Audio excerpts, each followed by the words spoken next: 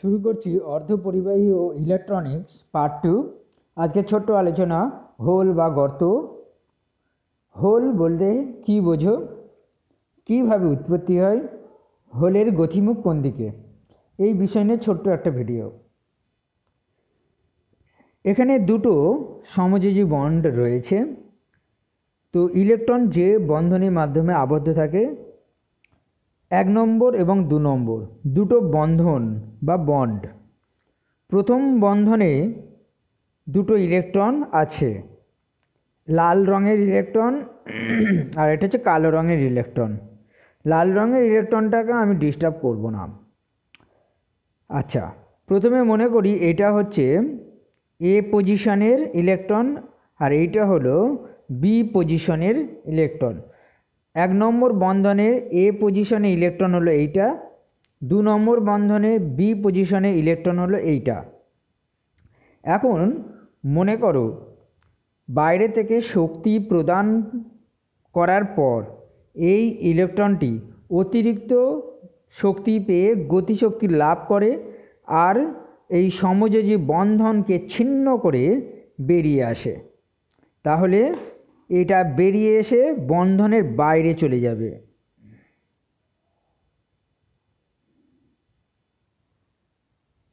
দেখো, বন্ধনের বাইরে চলে এলো। মনে করি এটা হলো এক্স পজিশন, ঠিক আছে? তাহলে বিষয়টা হলো সমযোজী বন্ধনের মধ্যে আবদ্ধ ইলেকট্রন, বিশেষ করে এটা যদি যোজ্যতা কক্ষের ইলেকট্রন হয়, অবশ্যই এটা যোজ্যতা কক্ষের ইলেকট্রন।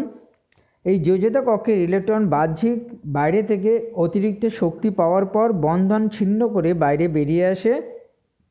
তখন এই ইলেকট্রনটা গতিশক্তি পেয়ে যায় বা গতি পায় এবং মুক্ত ইলেকট্রনে পরিণত হয়।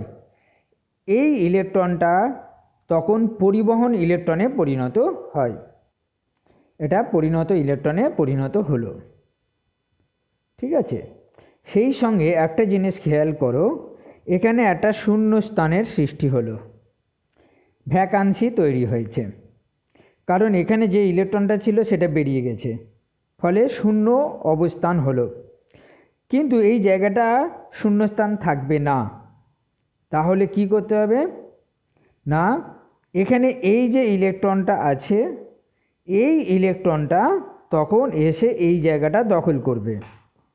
তো এই যে লাল কালি দিয়ে আমি আঁকছি, তার মানে এটা হচ্ছে ইলেকট্রনের গতিকে বোঝানো হচ্ছে।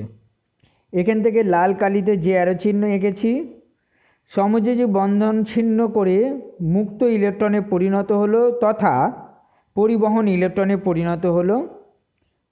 সঙ্গে সঙ্গে 2 নম্বর বন্ধন থেকে এই ইলেকট্রনটা বেরিয়ে আসবে, অবশ্যই অতিরিক্ত শক্তি পাওয়ার পর এটা বেরিয়ে এসে এই জায়গাটা দখল করে। সেই সঙ্গে আমরা এটাও দেখাতে পারি যে এই যে শূন্যস্থানটা এই ইলেকট্রনটা এসে পূর্ণ করলো, তখন বি স্থানে শূন্যস্থান সৃষ্টি হবে। তাহলে আমরা বলতে পারি এই শূন্যস্থানটা চলে গেল এখানে, এবং সেইটাকে আমরা এই রেখা দ্বারা বোঝাতে পারি। অর্থাৎ এই শূন্যস্থানটা এখানে তখন চলে আসে বলে এই রেখা দ্বারা বোঝানো হচ্ছে, তাই একে বলা হবে হোলের গতির অভিমুখ। আর এই ইলেকট্রনটা 2 নম্বর বন্ধন ছিন্ন করে 1 নম্বর বন্ধনে চলে আসে, এই রেখা দ্বারা বোঝানো হচ্ছে এটা ইলেকট্রনের গতিকে বোঝাচ্ছে। পরবর্তী ধাপে কীরকম চেহারা নেয় সেটা আমি এঁকে দেখাচ্ছি। আমি আরও একটা বন্ধন বাড়িয়ে দিলাম, ঠিক আছে? তাহলে এখানে 1 নম্বর বন্ধনে এই লাল ইলেকট্রনটা রয়েছে, 2 নম্বরে লাল ইলেকট্রন রয়েছে, 3 নম্বরেও লাল ইলেকট্রনটা রয়েছে, এটা কোনো পরিবর্তন হয়নি। আচ্ছা, 1 নম্বরের এই যে এ পজিশনে এই ইলেকট্রনটা এখানে চলে এসে জায়গাটা দখল করে নিয়েছে বা পূর্ণ করেছে। তখন হয়েছে কি, এই জায়গাটা শূন্যস্থানের সৃষ্টি হয়েছে। কিভাবে সম্ভব হয়েছে তা আমরা আগের পদ্ধতি থেকেই বলতে পারি। যেহেতু এই ইলেকট্রনটা এখানে চলে এসেছে, তার মানে এখানে পূর্ণ করেছে। ওকে, আর এই হোল অর্থাৎ শূন্যস্থানটা এখানে চলে এসেছে। একই রকম ঘটনা এখানে এই 3 নম্বর এবং 2 নম্বরের ক্ষেত্রে ঘটতে চলেছে। কিভাবে দেখা যাক। মনে করো 3 নম্বরে এখানেও একটা ইলেকট্রন রয়েছে। তো এই ইলেকট্রনটা তখন কি হবে, এই জায়গাটা দখল করতে চাইবে। তাহলে দখল করতে গেলে কি করতে হবে, এইটা এখানে চলে আসবে, অর্থাৎ ইলেকট্রনের গতি। এই ইলেকট্রনটা 3 নম্বর বন্ধন ছিন্ন করে এই ইলেকট্রনটা 2 নম্বর বন্ধনে ফাঁকা জায়গাটা দখল করলো, আর সেই সাথে সাথে এই শূন্যস্থানটা এখানে চলে আসবে। কারণ এই ইলেকট্রনটা এখানে চলে আসা মানে হলো এখানে শূন্যস্থান সৃষ্টি হয়েছে, তাহলে শূন্যস্থান এখানে চলে এলো। তাহলে আমরা পরের স্টেপে বুঝতে পারবো এখানে কিভাবে শূন্যস্থান হলো। এই যে পজিশনটা 3 নম্বরে যে ইলেকট্রনটা চলে এলো বি পজিশনে, ফলে সি পজিশনে শূন্যস্থান সৃষ্টি হলো। আর এই যে ইলেকট্রনগুলো যেমন ছিল যথারীতি ওই রকম জায়গাতেই থাকলো, ঠিক আছে। আর এ পজিশানে মনে করি ইলেকট্রন ওখানেই রয়েছে। আগের যে স্টেপটা 3 নম্বর থেকে এই কালো রঙের যে ইলেকট্রনটা ছিন্ন হয়ে 2 নম্বরে বি পজিশনে এসেছে, তার মানে এই জায়গাটা পূর্ণ হয়েছে। সেই সাথে সি পজিশনে শূন্যস্থান সৃষ্টি হয়েছে, ঠিক আছে। ঠিক এই রকম পরম্পরায় এটা চলতে থাকবে। আমি 4 নম্বরটাও দেখিয়ে দিতে পারছি, করে দিই। এইখানটা ঠিক একই রকমভাবেই ঘটতে থাকবে। এই ইলেকট্রনটা চলে আসবে এখানে, আর এই হোলটা চলে যাবে এই পজিশনে। তো এইভাবে দেখানোর কারণটা আমি এটাই বলতে চাইছি যে হোলের গতি কোন দিকে। আগে দেখে নিই ইলেকট্রনের গতি কোন দিকে। দেখে নাও ইলেকট্রনের গতি বি থেকে এর দিকে, আবার এদিকে সি থেকে বির দিকে, আবার এদিকে ডি পজিশন থেকে চলে যাচ্ছে সির দিকে। তাহলে আমরা বলতে পারি ডি থেকে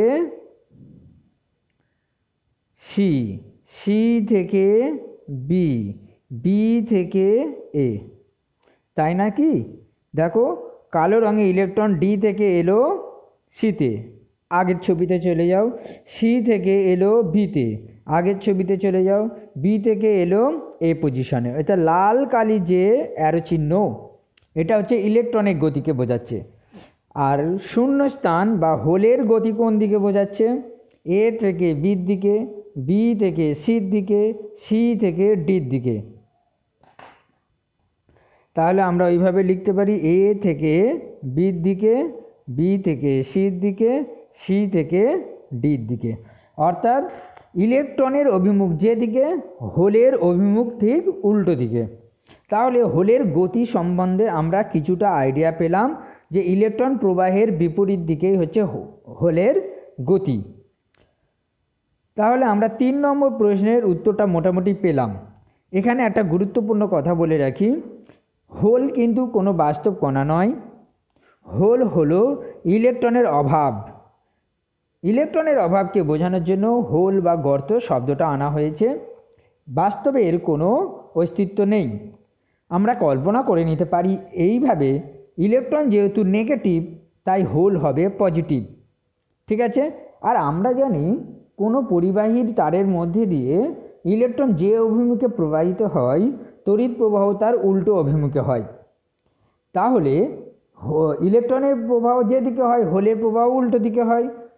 আমরা এটাই বলতে পারি, কল্পনা করতে পারি যে তড়িৎ প্রবাহের অভিমুখই হলো হোলের অভিমুখ, ঠিক। পাঠ্যপুস্তকের সাহায্য নিলে আমরা একই লেখা এখানে পাবো।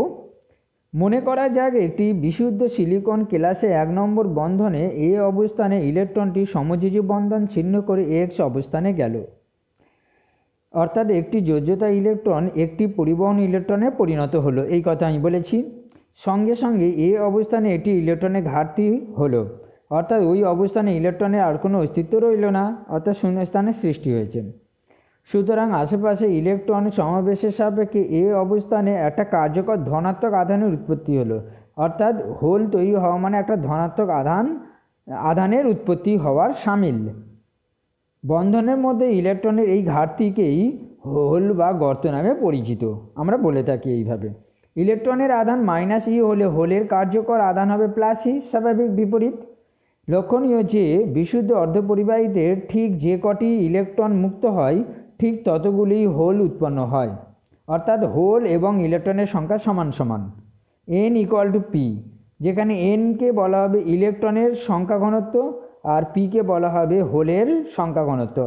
সংখ্যা ঘনত্ব কি না, কোনো কঠিন ক্লাসের মধ্যে একক আয়তনে যে কটি ইলেকট্রন থাকে বা যে কটি হোল থাকে সেই সংখ্যাটাকেই বলা হচ্ছে সংখ্যা ঘনত্ব। ঠিক আছে, অর্থাৎ সংক্ষেপে n হচ্ছে ইলেকট্রনের সংখ্যা ঘনত্ব, p হলো হোলের সংখ্যা ঘনত্ব। বিশুদ্ধ অর্ধপরিবাহী ক্লাসে n সমান p হয়। ইলেকট্রনের আধান প্রকৃতি নেগেটিভ হয় আর হোলের আধান প্রকৃতি পজিটিভ হয়। আর একটা ইনফরমেশন আমরা পেলাম, ক্লাসের মধ্যে ইলেকট্রনের গতি বিপরীত দিকে হোলের গতি নির্ধারণ হয় বা নির্দেশিত হয়। আর একটা কথা মনে রাখতে হবে, হোল কোনো বাস্তব কণিকা নয়, ইলেকট্রনের অভাব মাত্র। তা সত্ত্বেও হোলের গতি দিয়েই অনেক ক্ষেত্রে তড়িৎ প্রবাহ বর্ণনা করা সুবিধাজনক হয়।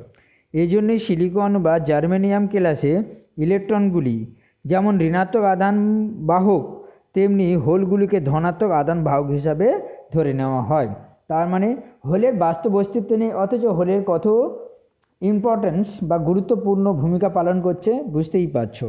তো হোলের সংজ্ঞাটা কি লিখবে? পরমাণু বন্ধন থেকে কোনো ইলেকট্রন বিচ্ছিন্ন হলে ওই অবস্থানে যে শূন্যস্থানের সৃষ্টি হয় তাকে হোল বা গর্ত বলা হয়।